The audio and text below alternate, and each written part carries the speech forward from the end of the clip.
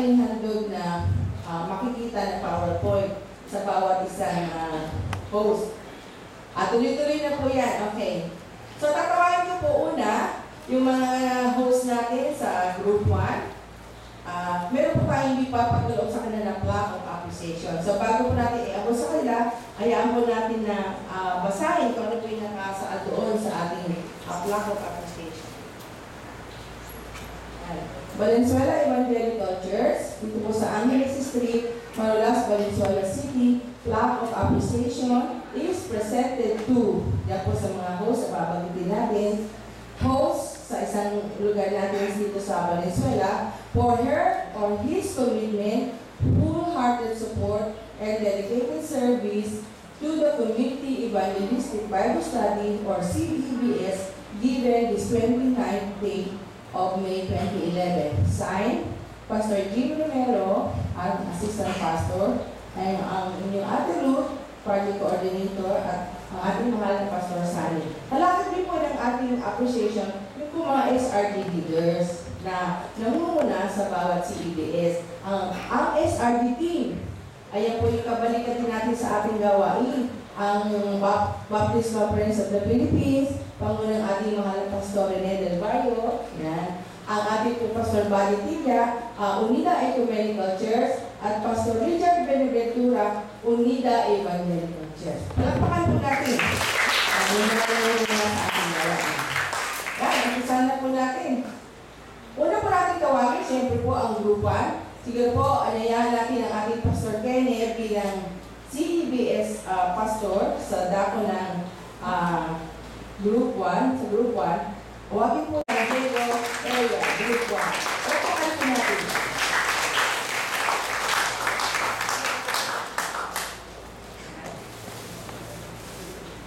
Po ay ipapagalaw sa inyo ang ating plaque of appreciation at goods, basket of goods.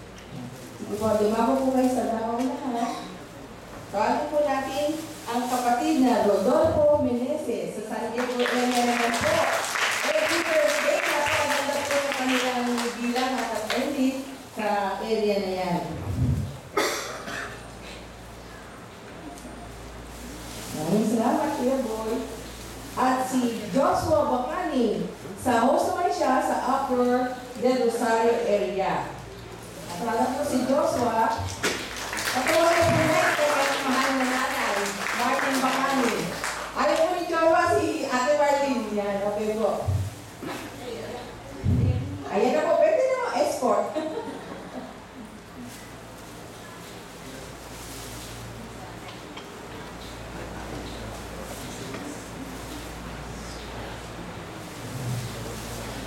Pakan natin ang CEBS area Group 1.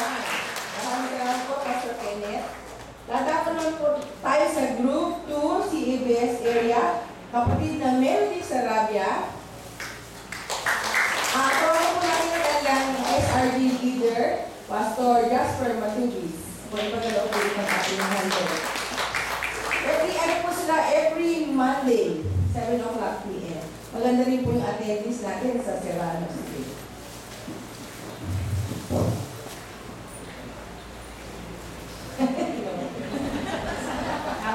Okay, bababa na.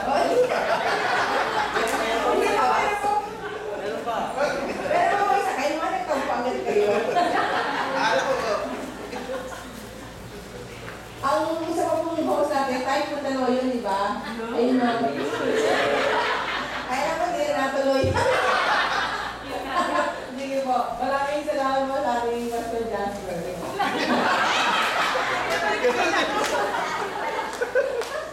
Sige po, tawagin po natin. Group 3. Ang kapatid na George Alberto. Kakatawa din po ang kanyang kapatid. Tatay Mitring Alberto. Group 3 po ito. CEBS area. Sa dako ng Tamaraw. Ang SRD leader nila ay ang ating Pastor Romy Rason. Sige po, si Pastor Rene naman po ang magkaloob. Wala po yung tayo ng SRD leader.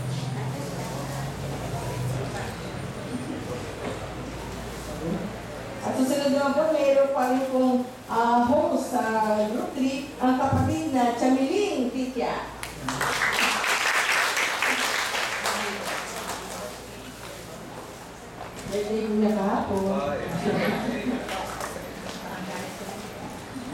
pa po ang aking kapatid na Grace Atienza. Ano po ba siya? Ayun po. Ayan, maraming salamat po. Group 3 pa rin po ito. Tadago po ito ng Santa Maria. Sa panguna po ng ating Pastor Rodney Lasson.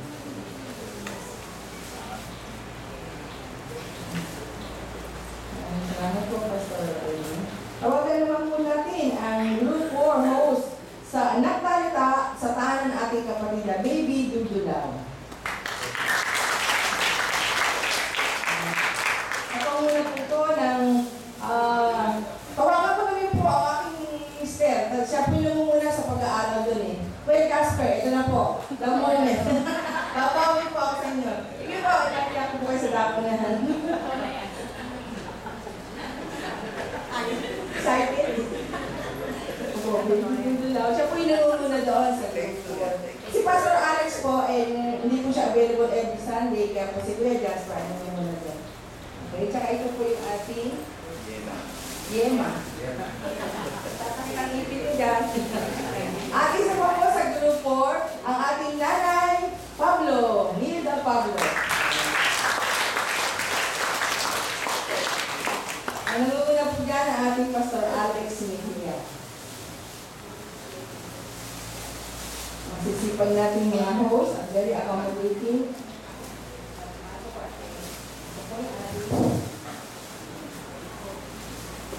Yan po yung Group 4. Group 5 naman po, dadako tayo sa panguna ng Ate Tony at Pastor Jim Romero sa Group 5. Ito po ay sa tahanan ng ating Kuya Gigi Meneses. Doon po sa Aquarium Street. Yan si Ate Rosa ang tatanggap. Pastor Jim naman po magkakaloon. Gigi Meneses. Tanggapin po ang malaking pulburon.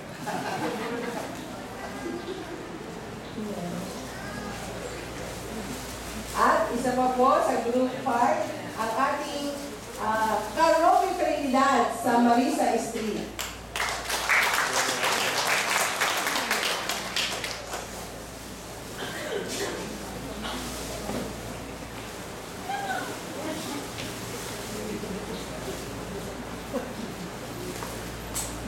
Ulong po, para tayo sa tayo. Sa Group 6 naman po, panguna po ng ating Pastor Daki Tison. Tawagan po natin ang ating kapatid na Josabel Brising sa lugar po ng Agapita.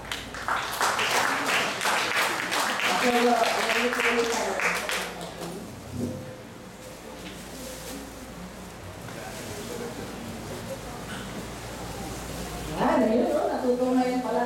Habang tinatawag natin sila, may mga parang po. Si Ate Lori Gabangon sa dako naman po ng Sampaguita area.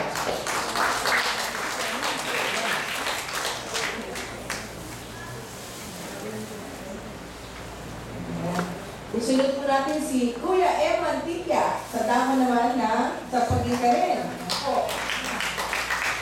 Yan po ay Group 6 ni Pastor Lucky Quezon. Wala po ba si Kuya Eman? Ayun! Wala po na si Kuya Eman. Nagulat pa ako. Okay.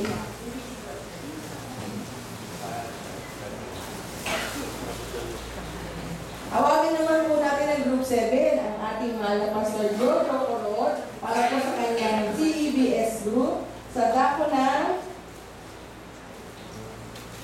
host in Herrera area, Eddie Collis.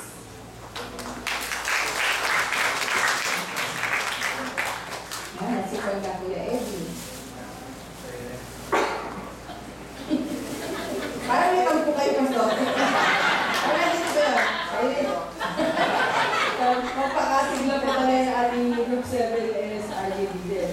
Huwagin po natin ang ating Kuya Arthur Gallardo. Kasama naman po na Anet Visit Area.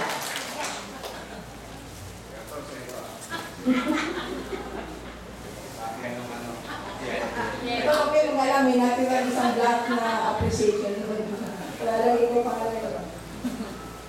At isa pa po masipag din po natin, kaya nga po nagpaabot siya ng paumanhin. Amin po sila dinaluhan na isang worship service. Ang ating Kuya Monchet Reyes, yan, lagi pong bukas ang kanilang tahanan sa CEBS area sa Anandel BT.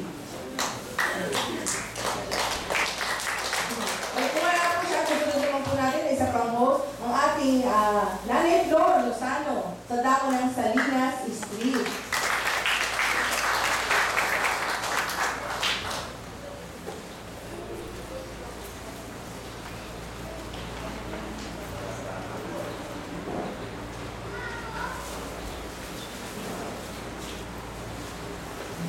Kunin po natin ang ating mga host sa bawat CEBS area at ating po silang bigyan ng isang mas gabong palakpakan at patuloy sa ating pagkakamagpili sa kanilang kabutihan at matulungan at suporta sa ating CEBS na ginagawa sa ating Valenzuela Evangelical Church.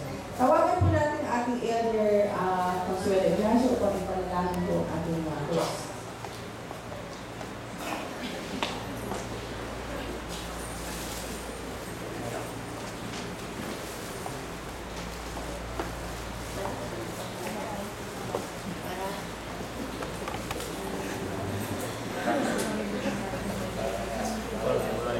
Parang nanaginip pa ako, hindi ko alam kung ano ipapanalangin dito.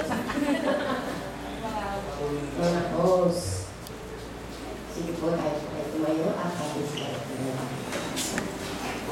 Aming Ama, aming Panginoon, maraming salamat po sa umaga ito. Sa bawat isa na narito. Sa gabi pa lamang Panginoon ay hinanda mo ng bawat isa upang kami magsama-sama ngayong umaga sa pagpuri, pagsamba, at pagluwalhati sa iyong banal na pangalan. Narito po sa harapan ng iyong mga anak na nagbigay ng kanilang mga sarili sa panahon, Panginoon, ng aming sustainable relation for God and CBS, Panginoon. Panginoon, dalangin ko po, hindi lamang sa panahon ng ganito meron kami mga gawain. Masumpungan mo ang aming pagbibigay ng aming tahanan. Maging bukas po ang aming mga tahanan sa lahat ng mga nangangailangan, lalo na po sa aming mga kapatid. Pagpalain mo sila, Panginoon. Patubayan mo ang kanilang buong sambahayan, ang kanilang pamilya, Panginoon. At patuloy, Panginoon, na makita mo na ang iglesia ito, Panginoon, matapos man ang gawain ito na nilusad ng aming pastor, ay hahayo kami sa anumang kalidalhin, Panginoon, ay dadalhin namin ang mabuting balita na ikaw ang aming Diyos na nagbigay ng buhay upang kami lahat ay maligtas at makasama mo dahil sa iyong banal na kaharian. Pagpalain mo po ang aming anak mo na nasa dako ng patuloy mo silang pagpalain, patuloy mo ibigay ang lahat ng kanilang mga pangailangan. At sa umagang ito, Panginoon, ang lahat ng papuri at pasasalamat ay sa iyo lamang malalapat. Kaya po ibinabalik namin sa iyong lahat ang kapurihan. Sa pangalan ni Jesus. Amen.